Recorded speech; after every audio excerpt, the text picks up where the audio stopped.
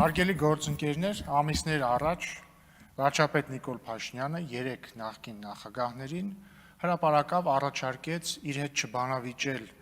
սուրոգատների միջոցով, այսինքն իրենց խմբակցության պատգամավորների, իրենց կողմից ֆինանսավորվող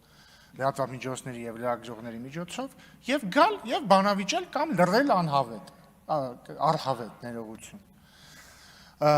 Նախկին նախագահները, այսպես կոչված, չգիտեին ինչ անեին, բայց նրանց միջի խելացին Լևոն Տեր-Պետրոսյանը, որը մի փոքր գերազանցում է ինտելեկտով Սերժ Սարգսյանին եւ հատկապես Ռոբերտ Քոչարյանին, գտավ մի հանճարեղ